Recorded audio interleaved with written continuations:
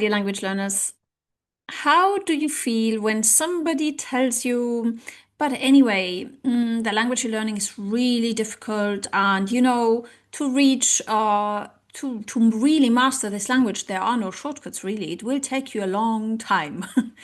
How do you feel? Drop me a comment. How do you feel after that remark? I mean, that is one of the most common received wisdoms or pieces of received wisdom, traditional assumptions, always repeated, always heard, that puts people into demotivation, procrastination, even giving up, especially those of you language learners who are already on a good intermediate level. You've put in the work, you've studied the vocabulary, but when you hear a remark like that, you feel like dropping it all and giving up because it's just demotivating. What this received wisdom actually does is it puts the focus on the big mountain of C1 level, native level mastery, perfect grammar, everything kind of thing, if you know what I mean. Today, in this video, I want to bring you a very small little self-assessment that brings you simplicity. That brings you back the simplicity for your goal. So if you are all about, if you have specific goals with the language, and if you want to have those shortcuts in speaking with fluency on your level, even on an A1, A2 level, faster, bear with me, this is your video.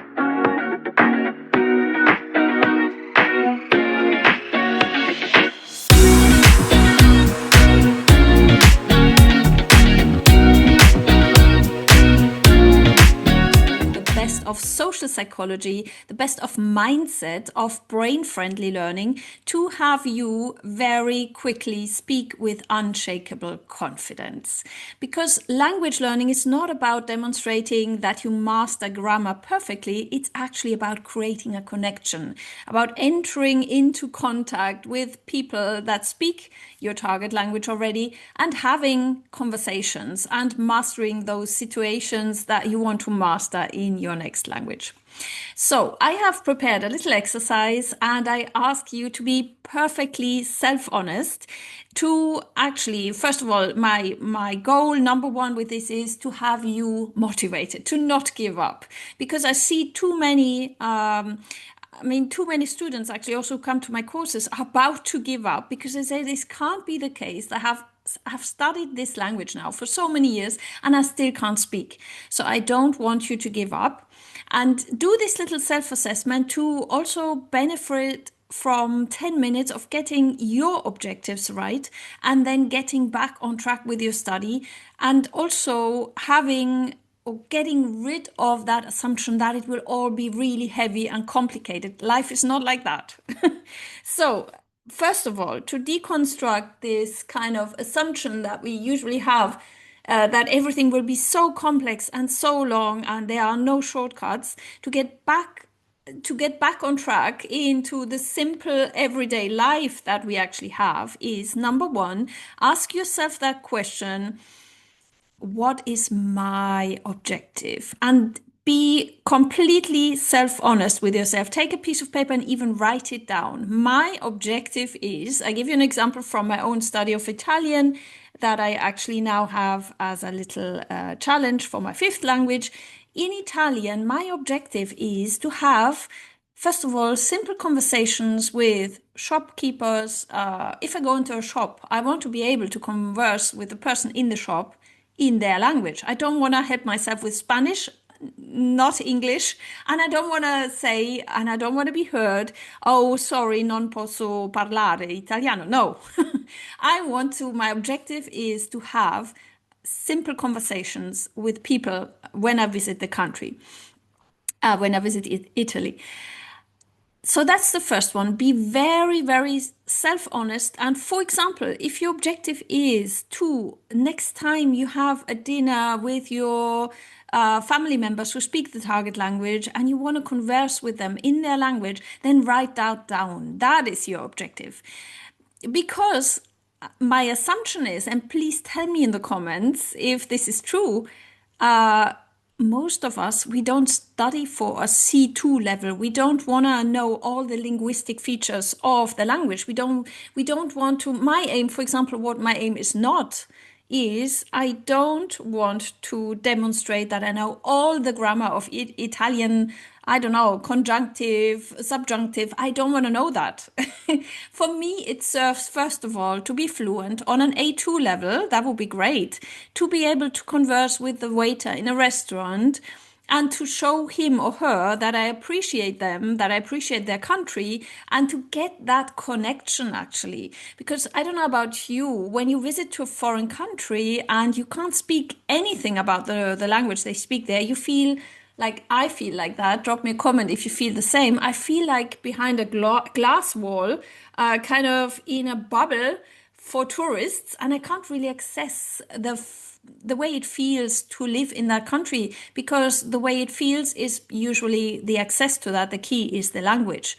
So this is kind of, be self-honest. What is your objective? And if your objective is, oh yes, one day I want to be on C1, C2 level with all the linguistic features, with all the grammar correct, okay, then be self-honest as well and say, okay, for that one, I will need 10 years at least. If if you're serious about studying in terms of the grammar, the linguistic features. What I mean when I say become fluent faster is being very self-honest, self-compassionate even, to say, okay, first of all, let's focus on the next step. Because if you focus on the next step only, like mastering that conversation in the shop or mastering that conversation in the restaurant, then it will be easier for you to carry on. And even a long-term goal, like the one of the 10 years becoming, getting to C2, that will be doable, because then you have broken down that big mountain of C2 in little steps. So you may also, in answering that first question, break down your big goal into smaller ones, like within the next year, I want to be able to hold conversations with my family members who speak my target language, for example, and that is doable. So in that sense, for this received wisdom of there are no shortcuts, it depends is the answer, right? I mean, if you are completely self-honest, what actually your objective is, this kind of there are no shortcuts doesn't really apply, because everyone is different and you have to focus on what is relevant to your life. And this is where the second question comes in. The second question is actually assessing your lifestyle. I mean, let's be completely honest. We all have really busy lives. We have so many things going on, and the art of living a peaceful, happy life is always to organize, time according to what you want to focus on. So you dedicate a certain number of hours on your work, you dedicate a certain number of hours on your family and friends, on your self-care, on your hobbies, on that is, your life. And for the language learning as your next goal in terms of becoming fluent, for your objective, you need to assess also your daily routine. How much time have you got? That is question number 2. How much time do you actually have? And again, pure self-honesty, pure self-compassion. I mean, this was originally the actual reason why I wrote the Everyday Nano method. And for those of you who haven't downloaded yet, I invite you to visit my website. The link is in the description of this video, and to download your version of it, your copy of it. The Everyday Nano method was born out of this really brutal truth of my own life. I only have maximum 5 minutes a day, but the good news is I have it every day. So I can commit to 5 minutes every day, and that is again a lot. But what I cannot commit to, because I simply know with family, work, all the different responsibilities I have, I won't be able to do a study session on a Saturday afternoon for 2 hours. I will not.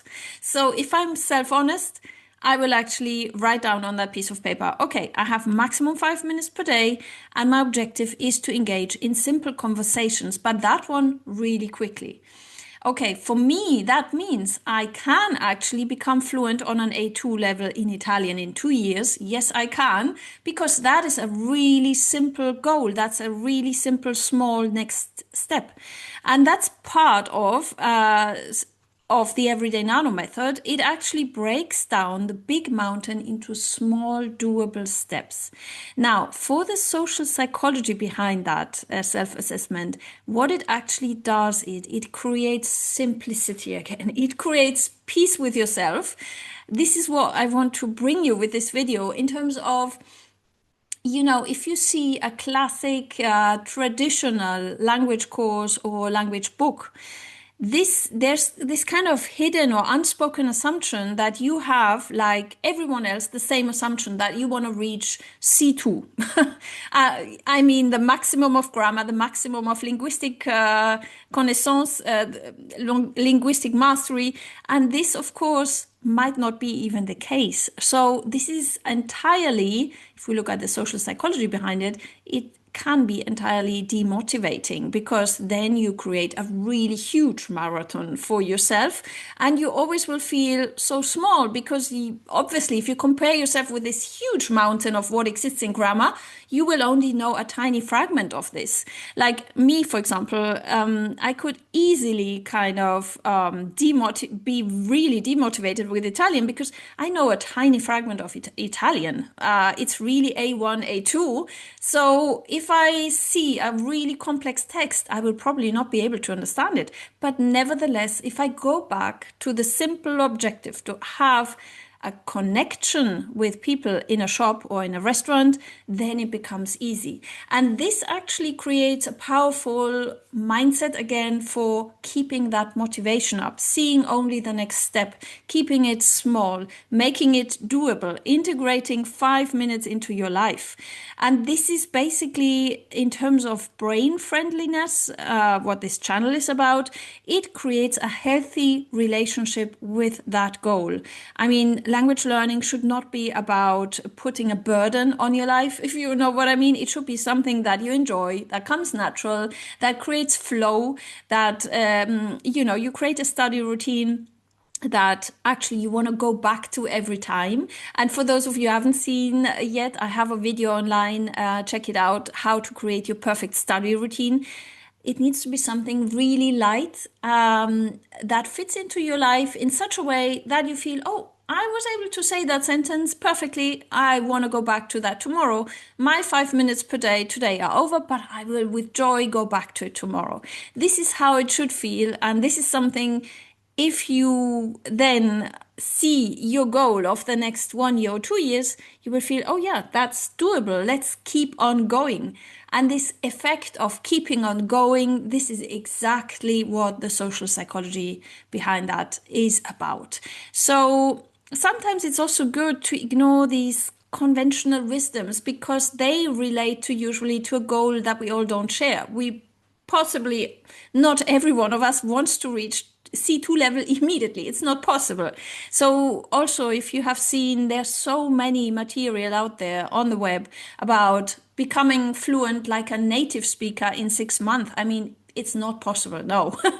But you can on an A1, A2 level in a year, in 2 years, yes, you can. So I just want to give you that little piece of self-assessment and motivation, and drop me a comment if this resonates, and also what you say to yourself to keep it peaceful and small instead of bogging yourself down with big goals.